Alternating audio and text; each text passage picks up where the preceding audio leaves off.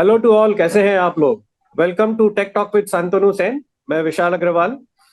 अ, तो चलिए आपने शुरू करते हैं लास्ट वीक का बात, मार्केट का राउंड अप से, जो कि 5 से 9 दिसंबर के बीच में था।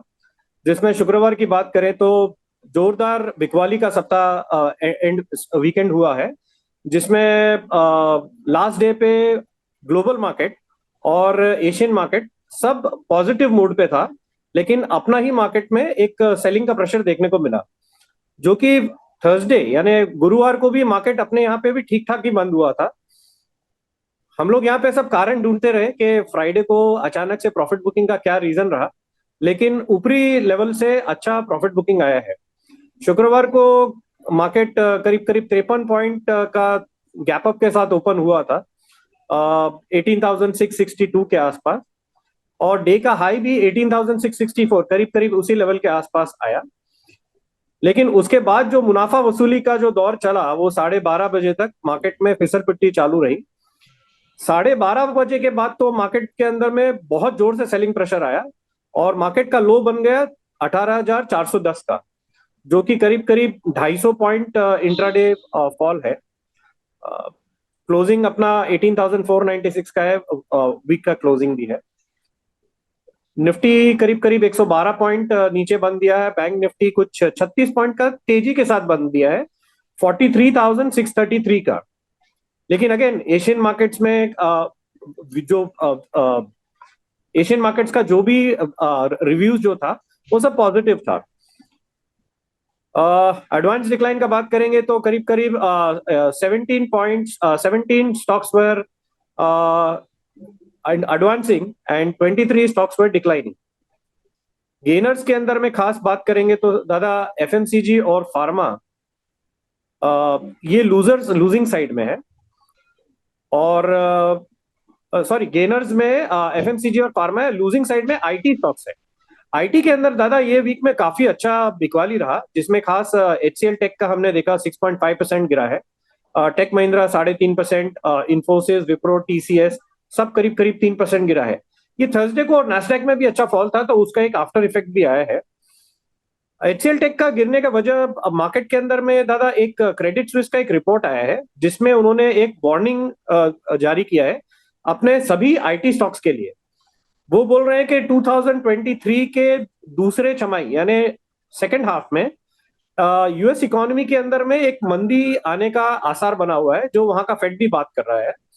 और हमको अलग अलग कॉर्पोरेट्स भी यही इंडिकेशन दे रहे हैं कि वहां पे हो सकता है कि सेकंड हाफ में बड़ी बड़ी कंपनीज के लिए एक थोड़ा मंदी का आसार बना हुआ है। इसी में वो लोग अपने फेड की जो पॉलिसीज भी वो इतना स्ट्रिक्ट कर रहे हैं। एंड सेकेंडली, रिट्रेंचमेंट जो हो रहा है, मतलब जो वहां के कर्मचारियों की छटनी की जा रही है, वो भी शुरू हो गई है। अब दादा बात करेंगे यूएस इकोनॉमी के मंदी के खतरा जो है वो तो बना हुआ ही है। यूएस की जो पॉलिसीज है वो काफी, यूएस फेड काफी पॉलिसीज को स्ट्रिक्ट करते जा रहे हैं, हॉकिश बनाते जा रहे हैं, जो कि हमारे आईटी कंपनीज पे, इनके रेवेन्यूज पे काफी असर आएगा। क्योंकि हमारा रेवेन्यूज, आईटी कंपनीज का रेवेन्यू दादा 45 to 60% approximately comes from US. US से इतना हमारा कमाई होता है। और अगर वहां पे अगर स्पेंडिंग कट होता है, तो सबसे पहले हमारा आईटी कंपनीज में ही सबसे ज्यादा इम्पैक्ट होगा। क्रेडिट स्विस का मानना है कि वैल्यूएशंस भी अभी अभी भी महंगे साइड पे है आईटी कंपनीज के, और अभी भी उसमें घटने का स्कोप है। इसमें सर दादा जले पे और नमक छिड़का है एचसीएल टेक के एक बयान ने। उन्होंने एक डिक्लेरेशन दिया है, जिसमें उन्होंने एक न्यूयॉर्क में इन्वेस्टर्स मीट किया था, और उसमें उन्होंने बताया कि उनका revenue growth for financial year 23 का 13.5 to 14.5 का उन्होंने अपना गाइडेंस दिया था। जो कि अब वो बोल रहे हैं कि पॉसिबल है कि जो गाइडेंस है उसके लोअर एंड यानी 13.5 की तरफ में उनका रेवेन्यू ग्रोथ आ सकता है। इसी के वजह से मतलब वो स्टेटमेंट के बाद इमीडिएटली एचसीएल टेक में जो सेलिंग आया वो सभी ने देखा, 6.5% के करीब करीब टूटा है। और उसका इम्पैक्ट और भी आईटी कंपनीज में आया है। तो हमने बाकी सारी आईटी कंपनीज में एक सेलिंग का बहुत अच्छा दौर देखा। दादा प्रॉफिट बुकिंग के मोड पे देखेंगे तो पीएसयू बैंक ने भी इस बार एक जड़ी लगाई है, जो कि एक लंबे अपने अपमूव के बाद में एक फर्स्ट बिग अपने प्रॉफिट बुकिंग देखेंगे तो इस वीक में आया है, जिसमें इंडियन बैंक का हमने देखा करीब करीब 7.98% के आसपास का फॉल है, और यूनियन बैंक 5.5% गिरा है, bank of India, Maharashtra bank और ये सब करीब करीब 5% के आसपास नीचे आए हैं। दादा यहाँ पे जैसे ही अपने जो इंटरेस्ट रेट का हाइक हुआ 0.35 बेसिस पॉइंट का, जो रेपो रेट हाइक हुआ आरबीआई का, उसके बाद से हम देख रहे हैं कि रियल एस्टेट में भी एक प्रॉफिट बुकिंग का मोड चालू हो गया है, क्योंकि जैसे जैसे लोन एक्सपेंसिव होते जाएंगे वैसे वैसे रियल एस्टेट के अंदर में इंटरेस्ट थोड़ा कम होते जाता है। तो इसी इसी कड़ी में हमने देखा कि इंडिया बुल रियल एस्टेट 3.5% गिरा है फ्राइडे को, ब्रिगेड गिरा है, लोढ़ा गिरा है, फिनिक्स लिमिटेड गिरा है, प्रेस्टीज गिरा है, ये सब 2-3% का फॉल है। दादा metal and oil and gas stocks में भी अच्छा खासा प्रॉफिट बुकिंग आया है।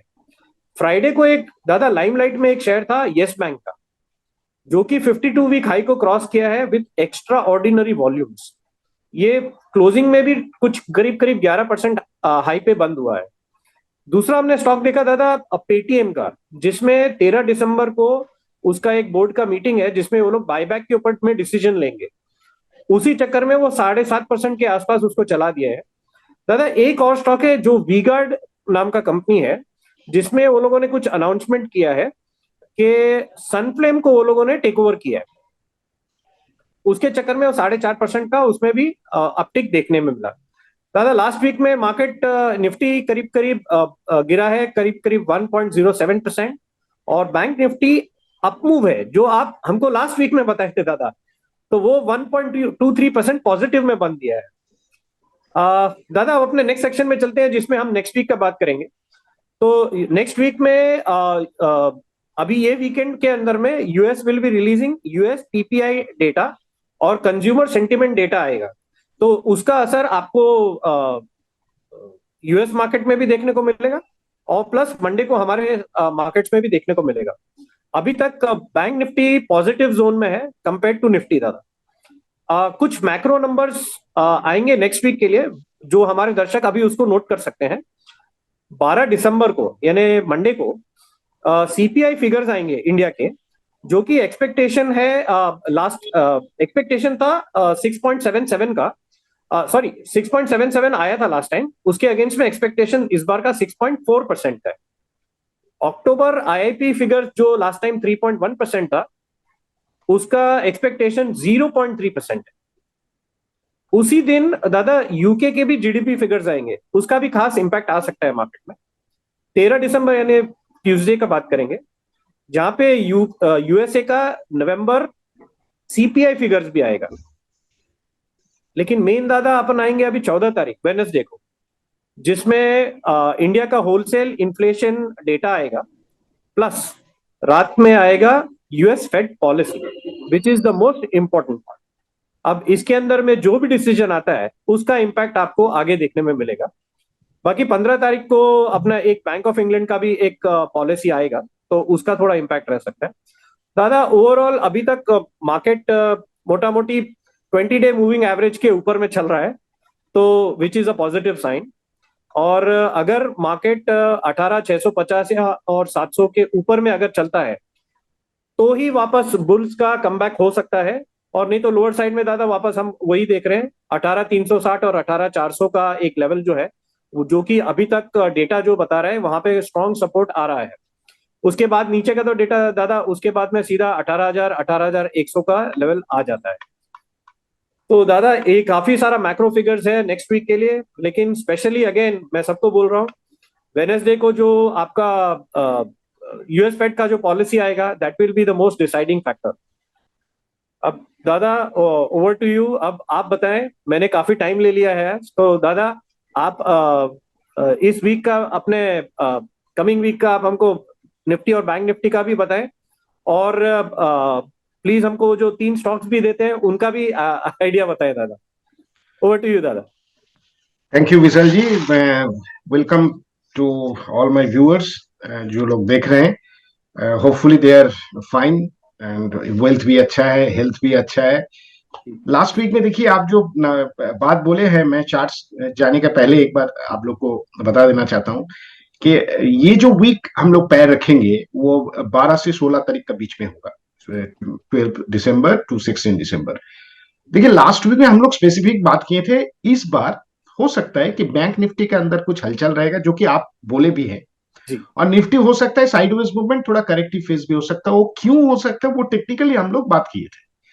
देखिए दो स्कूल ऑफ थॉट है, मतलब समझ लीजिए एलोपैथी और होम्योपैथी। अच्छा। अब किसी को होम्योपैथी के ऊपर भरोसा है तो होम्योपैथी दवाई लेता है, किसी को एलोपैथी का भरोसा है तो लेता है, कोई टेक्नो फंडा करते हैं, मतलब कुछ एलोपैथी होम्योपैथी मिला के करते हैं। आजकल तो आयुर्वेद भी आ गया। Now depending on cause and effect, मेरे को तो इतना मालूम नहीं था कि ये जीडीपी आएगा, ये मैक्रो नंबर आएगा, लेकिन चार्ट्स कुछ इंडिकेट कर रहा था कि ये हायर एंड में आपको कॉशस होना जरूरी है।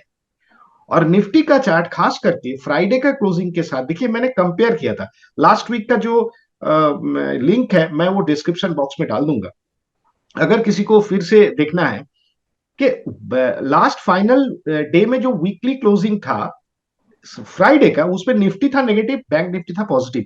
वो यस। एक सिनेरियो हो गया था लास्ट वीक कंसर्न, और टेक्निकल वेट ऑफ एविडेंस कुछ ऐसा था कि बैंक निफ्टी के अंदर कुछ हलचल बन सकता है। और बैंक निफ्टी वही बना, और करीब करीब 44,000, जो कि एक टेक्निकल नंबर भी आता है, टेक्निकल फिगर भी आता है। हो सकता है 44 के ऊपर भी बैंक निफ्टी जाए, उससे कोई मतलब नहीं है। हम लोग यहाँ पर जो एडुकेटिव बात करते हैं कि बैंक निफ्टी को थोड़ा सा पॉजिटिव दिख रहा था। अब इस वीक काफी काफी इंटरेस्टिंग है। मैं फिर से बोल रहा हूं, देखिए मैं डेटा के ऊपर, मतलब टेक्निकल डेटा के ऊपर भरोसा करके चार्ट्स को रीड करने का कोशिश करता हूं। कि किस हद तक राइट है रॉन्ग है वो तो आप लोग ही बताएंगे, मतलब दर्शक जो व्यूअर्स है वो ही बताएंगे। बट एक लास्ट वीक में हम लोग निफ्टी का जो फिगर आउट किए थे, उसमें से निफ्टी का जो हाई लगा है लास्ट वीक में 18,728 18,728।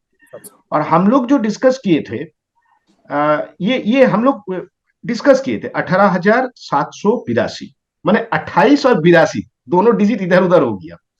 मैंने निफ्टी हाई लगाया 28, हम लोग डिस्कस किए थे 82। 82। वहां तक जाके निफ्टी नीचे आया, मतलब एक रेजिस्टेंस, वो एक फर्स्ट रेजिस्टेंस था। निफ्टी का जो लो बना है लास्ट वीक में वो है 18,410। और यस। हम लोग जो टेक्निकल फिगर निकाल के रखे थे, जो फोर्थ सपोर्ट था वो था 18,411। वाओ। दैट मीन्स वहां पर जो सपोर्ट है वही सपोर्ट को लेके निफ्टी क्लोजिंग दिया है 18,496। टेक्निकल वेट ऑफ एविडेंस है, आप ऐसे करके देखेंगे तो जो लोग देख रहे हैं, जो लोग सीखना चाहते हैं, वो भी एक कर पाएंगे। खाली चार्ट्स को थोड़ा धैर्य से और कंसंट्रेट करके थोड़ा चार्ट्स देखना चाहिए, तब जाके आपको सोल्यूशन मिल जाएगा कि ये हम इस बार हलचल क्या बन रहा है। तो अब चलिए सीधा चलते हैं चार्ट्स के अंदर। और आप जो बोले हैं कि 3 स्टॉक जैसे हम लोग रैंडम एक्सेस करते हैं, ये कोई रिकमेंडेशन नहीं है, क्योंकि देखिए 2 हफ्ता पहले हम लोग गोदरेज कंज्यूमर लेके बात किए थे, जो टेक्निकल वेट ऑफ एविडेंस ठीक ठाक दे रहा था।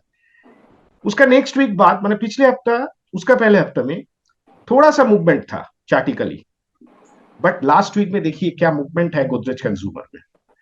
तो ये बाजार के अंदर भी, गिरा हुआ बाजार के अंदर भी गोदरेज कंज्यूमर का मूवमेंट मेरे हिसाब से बहुत अच्छा रहा है। तो चार्ट रीड करना सीखिए, आपको किसी का भरोसा नहीं लगेगा। और वो जीडीपी नंबर कहीं से, हम किसी को छोटा नहीं कर रहे हैं और किसी को क्रिटिसाइज नहीं कर रहे हैं, बट वो लोग इसके ऊपर भरोसा में, क्योंकि चार्ल्स डाउ बोल के गया everything discounted in the price action. तो जो लोग ये सोच रहा है, बाजार का जो मेन प्लेयर है, उनका जो सोच है, उनका सप्लाई और डिमांड से, देखिए हम अपना 50 शेयर लेंगे कि 500 शेयर लेंगे उससे फर्क नहीं पड़ने वाला है। जो लार्ज स्केल ऑफ इन्वेस्टर है, वो लोग क्या सोच रहा है वो पहले से ही सोचता है, और वो लोग जो सोचता है उसके ऊपर बाजार का ग्रिप रहता है। अब बाजार का ग्रिप कैसा है वो आप चार्ट में देखिए, आपको समझ में आ जाएगा क्या आंसर निकाल के आ सकता है। तो चलिए अब सीधा चार्ट देखिए। ये जो चार्ट है ये वीकली और एक डेली कॉम्बिनेशन है निफ्टी स्पॉट का। हम लोग का बाईं तरफ जो चार्ट है वो है निफ्टी डेली, और हम लोग का दाईं तरफ जो चार्ट है वो निफ्टी वीकली। तो पहले वीकली से स्टार्ट करते हैं, क्योंकि इसके अंदर ज्यादा कुछ बोलने वाला है नहीं। मतलब बाजार ऊपर की तरफ है, स्ट्रेट अवे एक रैली है, उसके बाद एक लास्ट वीक में एक ब्लैक कैंडल बना है। मैं इसको गोल मार्क करके रखा हूं, क्यों हम बता रहे हैं।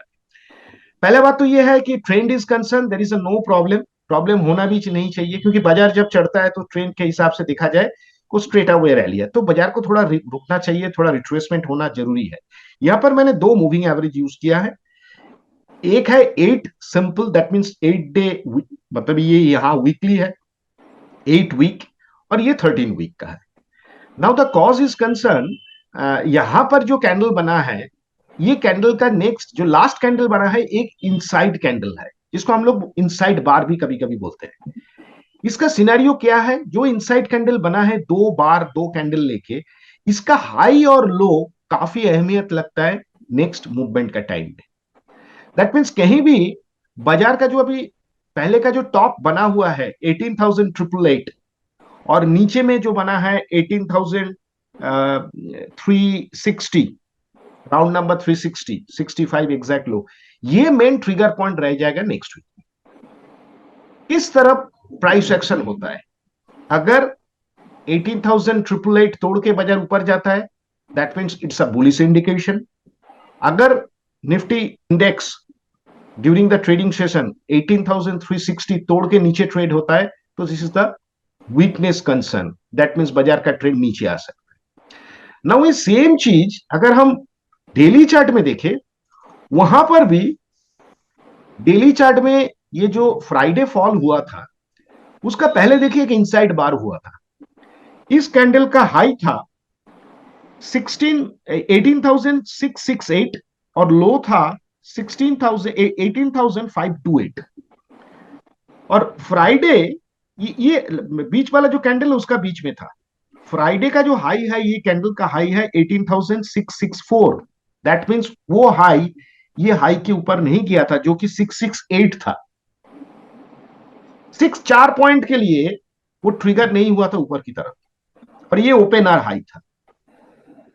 और वे उसी दिन बाजार जब फॉल हुआ, दैट मीन्स जो 18,528, सॉरी मैं बार बार 16 बोल रहा हूं, 18,528 जैसे ही तोड़ा, तो बाजार के अंदर एक सेलिंग प्रेशर बना, और वही सेलिंग प्रेशर 18,410 ले आया। नाउ 13 डीएमए का नीचे क्लोजिंग हुआ, तो ये एक नेगेटिव साइन है, this is a fast sign कि ये वीकनेस में है। हमको देखना चाहिए as per the rules, as per the law is concern, technical weight of evidence is concern, consecutive 3 closing below 13 DMA, it's a weakness. क्योंकि देखिए ये जो पूरा रैली हुआ, ये पूरा रैली में कहीं भी आपको 13 डीएमए के नीचे कंसेक्यूटिव 3 क्लोजिंग नहीं मिला। यहां से जो रैली स्टार्ट हुआ लगातार ऊपर की तरफ चला। अगर ये 13 डीएमए का नीचे कंसेक्यूटिव 2 क्लोजिंग और देता है, दैट मीन्स कंसेक्यूटिव मतलब मंडे एंड ट्यूसडे, तो बाजार के कारण थोड़ा सा खतरा बन सकता है। हम लोग जो बात किए थे, जो वीकली में जो ये जो इनसाइड बार होके रखा है, इस वीक का लोएस्ट पॉइंट क्या था 18,360, जो मैंने पहले ही बात किया। और ये टोटल जो रैली हुआ, ये टोटल रैली का 23% जो आता है, और ये कैंडल का जो लो आता है वो है 18,360। दैट मीन्स 18,360 कहीं अगर निफ्टी तोड़ता है, तो वो दो चीज को तोड़ रहा है। एक तो वीकली जो इनसाइड बार बना है उसका लो पॉइंट तोड़ रहा है, 23% जो रिट्रेसमेंट हुआ है उसको भी तोड़ रहा है। तो उसके अंदर बाजार के अंदर एक सेलिंग प्रेशर बन सकता है। यह है नेगेटिव पॉइंट ऑफ व्यू से, अगर वो तोड़ता है तो व्यू नेगेटिव होना चाहिए, बाजार वो वहां से रिएक्शन आ सकता है। और कहां कहां वो रिएक्शन आ सकते हैं वो हम जरूर आप लोग को थोड़ा बताएंगे। ऊपर की तरफ बाजार का जो सिनेरियो है, ये जोन काफी इंपॉर्टेंट है। ये जोन मतलब ये जो कैंडल बना था, जो प्रीवियस जो टॉप था 18,670, इसके ऊपर बाजार को जाना चाहिए। तभी बाजार के अंदर एक फ्रेश मोमेंटम बन सकता है। नाउ इंडिकेटर एंड खास करके जो इंडिकेटर ऑन प्राइस का जो बिहेवियर है, मैं यहां पर दो इंडिकेटर यूज किया हूं, मतलब दो टाइम फ्रेम के अंदर एक ही इंडिकेटर, वो है आरएसआई।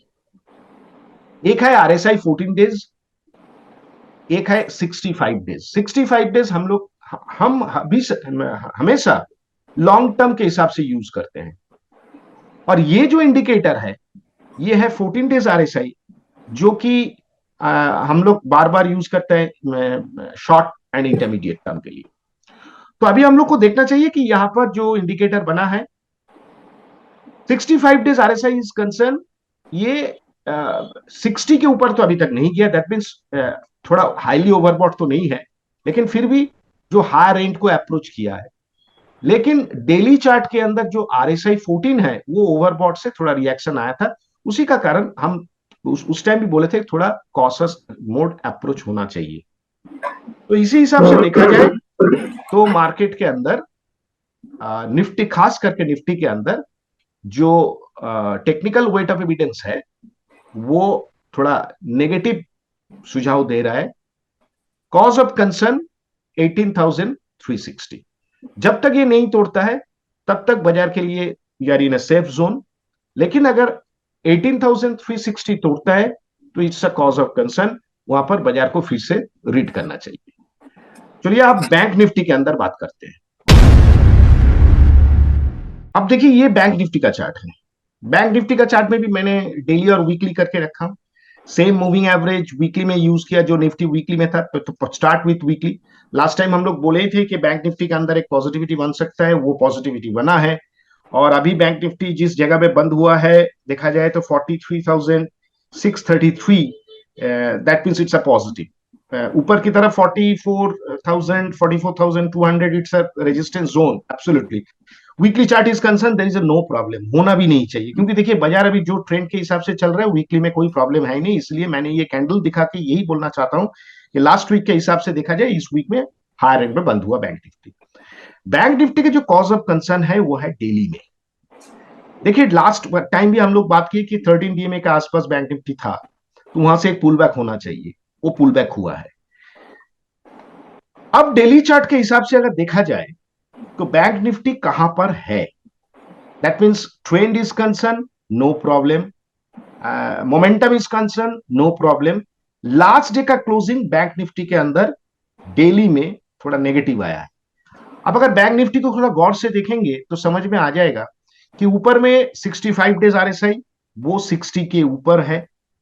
मैं फिर से दिखा देता हूं, जो कि एक कॉज ऑफ कंसर्न है कि हो सकता है मोमेंटम तो है, लेकिन प्राइस एक्शन थोड़ा रुक रुक के चल सकता है, और यहां पर सावधानी रहना जरूरी है as a discipline trader, as a discipline investor.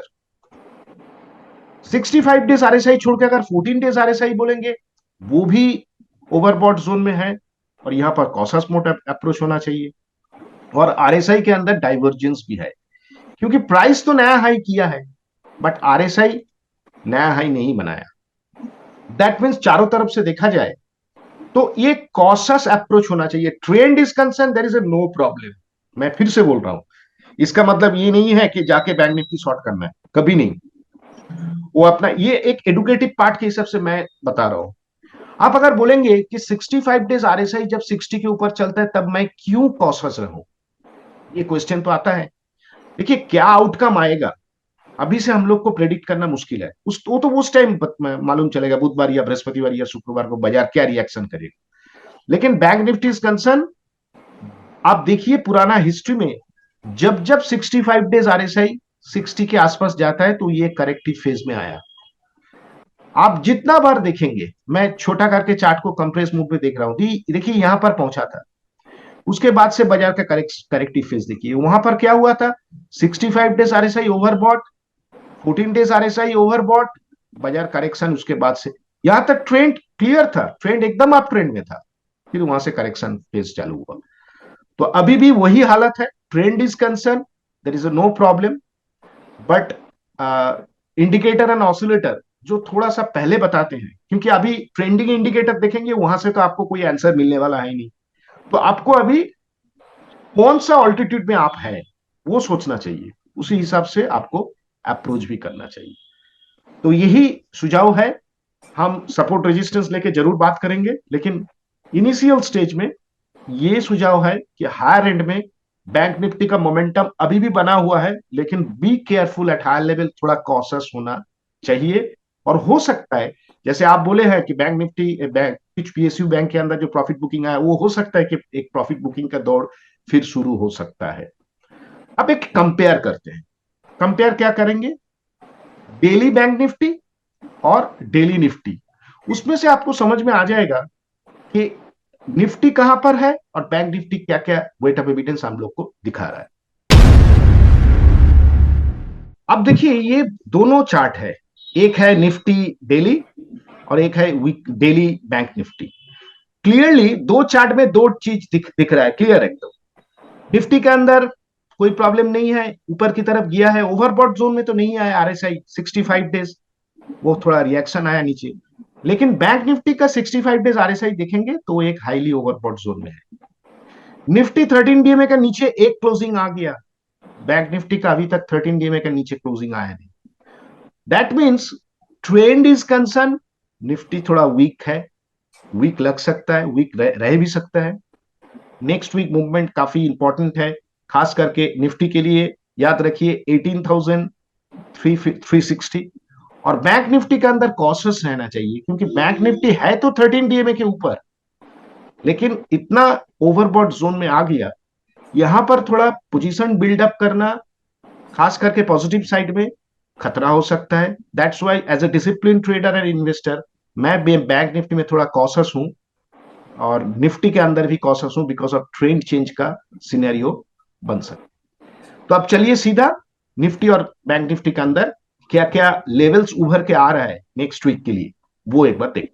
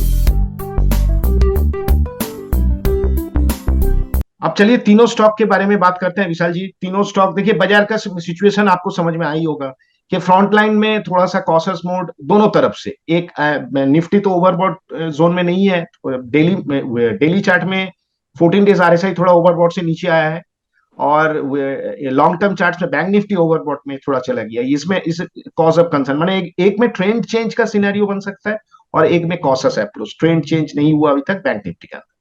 तो उसी हिसाब से देखा जाए, कुछ स्टॉक तो रहेगा कि टेक्निकली वो पॉजिटिव साउंड कर रहे हैं, तो ये कोई रिकमेंडेशन तो है नहीं। तो फिर भी टेक्निकल क्या क्या वेट ऑफ एविडेंस मिल रहा है इसके अंदर, वही चीज मैंने तीनों स्टॉक के ऊपर बात करेंगे। एक है ग्राविटा इंडिया, सेकंड है एस के एम एक प्रोडक्ट, और थर्ड है वेंकीज। तो पहले ग्रेविटा के ऊपर बात करते हैं।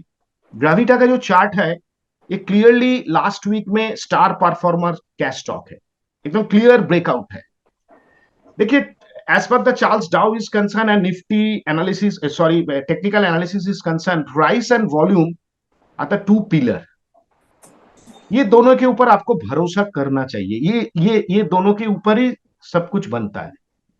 बाकी तो साइड एनालिसिस बहुत कुछ हो सकता है, जो इंडिकेटर ऑसिलेटर जो हम लोग स्टडी करते हैं, जितना भी डेटा आए।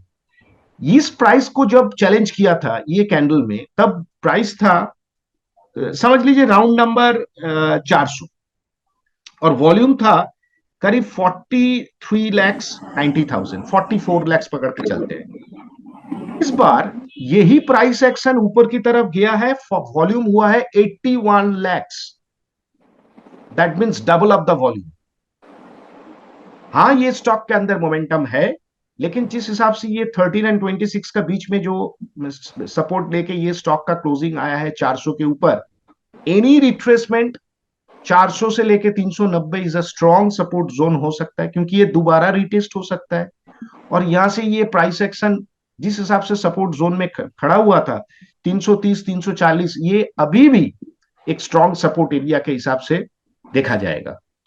तो ये स्टॉक के अंदर मोमेंटम है, 52 वीक हाई में क्लोजिंग हुआ, विद वॉल्यूम के साथ क्लोजिंग हुआ। नाउ एडुकेशन पर्पस इस स्टॉक को मैं नेक्स्ट वीक ऑनवर्ड रेडार में रखूंगा।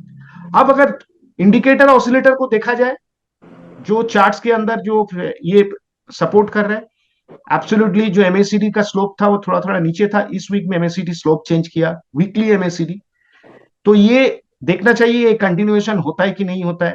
स्टोकेस्टिक्स का मोमेंटम जिस हिसाब से चेंज हुआ वो भी इंडिकेशन कर रहा है कि ये ऊपर की तरफ जा सकता है। एंड फाइनली आरएसआई वीकली में हायर हाई तो बना दिया, दैट मीन मोमेंटम कैरी हो रहा है। अब वीकली में पहुंचता है क्या, एटीट्यूड करता है ओवरबॉट जोन में, वो भी एक बार देखना चाहिए। तो ये चार्ट जो है ये है ग्राविटा। नेक्स्ट वीक ऑनवर्ड मैं इस चार्ट को जरूर रेडार में डालूंगा और स्टॉक को जरूर से वॉच करूंगा 3 से 6 महीने के लिए। नेक्स्ट स्टॉक काफी इंटरेस्टिंग है, ये है एसकेएम एक प्रोडक्ट। इस स्टॉक के अंदर जो मोमेंटम बना है ये भी एक support zone, sorry resistance zone को क्रॉस करके, ये जो पैटर्न है क्रॉस करके ऊपर क्लोजिंग है, ये भी काफी प्रॉमिसिंग लग रहा है। इस स्टॉक को ऊपर की तरफ दो रेजिस्टेंस है, ये दो रेजिस्टेंस है, मैंने थोड़ा हाईलाइटेड कम किया हूं, ये दो रेजिस्टेंस ब्लू लाइन। अब जो स्टॉक्स प्राइस है इस स्टॉक के अंदर क्लोजिंग तो बहुत बढ़िया दिया, एनी रिट्रेसमेंट, क्योंकि इसका जो नेचर है एक वीक बढ़ता है तो उसके बाद साइडवेज रहता है, फिर एक वीक बढ़ता है साइडवेज। इस बार फॉलो अप दो कैंडल कंटिन्यूएशन हुआ है, तो हो सकता है इस स्टॉक के अंदर थोड़ा रिएक्शन आए, वो देखना चाहिए, या मोमेंटम कैरी करे वो देखना चाहिए। Indicator and oscillator is concern absolutely fine, weekly MACD continuously up slope में चल रहा है। स्टोकेस्टिक्स थोड़ा हायर बॉट का साइड में है, and obviously momentum is concern RSI higher end में ओवरबॉट जोन में ट्रेड हो रहा है। दैट मीन्स एनी रिट्रेसमेंट इस स्टॉक को नजर डालना चाहिए। इसी हिसाब से रेडार में रख के ये स्टॉक को आप लोग भी घर में टेक्निकल चार्ट एनालिसिस कर सकते हैं। लास्ट स्टॉक थोड़ा हटके वेंकीज। मैं जब चैनल शुरू किया था उस टाइम में भी वेंकीज का बात एक बार हम किए थे, याद है कि 1450 1500 का आसपास, वहां से एक स्टॉक का मूवमेंट आया था 4000, फिर वही दोबारा जगह में आए। ये एक काफी स्ट्रॉन्ग सपोर्ट एरिया है वेंकीज। ट्रेंड चेंज अभी तक तो हुआ नहीं as per the moving average is concern, because it's a weekly chart. Daily के अंदर देखना पड़ेगा, ये एक रेड लाइन है, ये एक सपोर्ट एरिया है, ट्रेंड लाइन के ऊपर क्लोजिंग आया है। अब इसको स्टॉक को देखना चाहिए कि ये स्टॉक के अंदर क्या मोमेंटम बन सकता है, क्योंकि एकदम इनिशियल स्टेज में कुछ कुछ पॉजिटिव सिग्नल यहां पर दिख रहा है, जैसे कि नेगेटिव जोन में एमएसीडी थोड़ा चेंजेस हुआ है इस वीक में। स्टोकेस्टिक्स इज कंसर्न मोमेंटम चेंज का सिनेरियो दिखा रहा है। RSI is concern very very interesting, high high weekly में बनाया है, जो कि एक पॉजिटिव डाइवर्जेंस के हिसाब से हम तो देखते। अब ये स्टॉक को भी आप लोग रेडार में डाल सकता है, कोई बाई सेल का रिकमेंडेशन नहीं है, कि एक एडुकेटिव चैनल है, एडुकेशन के हिसाब से इस स्टॉक को आप, और आप लोग का जो टेक्निकल वेट ऑफ एविडेंस आप लोग को भी मिल रहा है, हो सकता है मेरे साथ आपका ये इक्वल नहीं हो, आप डिफरेंट व्यू देते हैं, तो ये स्टॉक को आप नजरअंदाज नहीं भी कर सकते हैं, इसको हटा भी सकते हैं। तो ये तीनों जो स्टॉक है नेक्स्ट वीक ऑनवर्ड 3 से 6 महीने के लिए मैं जरूर से जरूर ये स्टॉक को रेडार में रखूंगा। ग्रेविटा, एसकेएम एक product and Venky's. Thank you दादा, आपने ये तीनों जो स्टॉक्स बताए हैं ये काफी इंटरेस्टिंग है। स्पेशली मैं देख रहा हूँ दो दो चार्ट स्ट्रक्चर तो एकदम सिमिलर दिख रहा है, थर्ड वाला कुछ अलग मेरे को स्ट्रक्चर में दिख रहा है। मैं तो इसको उल्टे तरीके से भी देखता हूँ दादा, इसको इनवर्स हेड एंड शोल्डर भी देख सकते हैं क्या दादा इसको?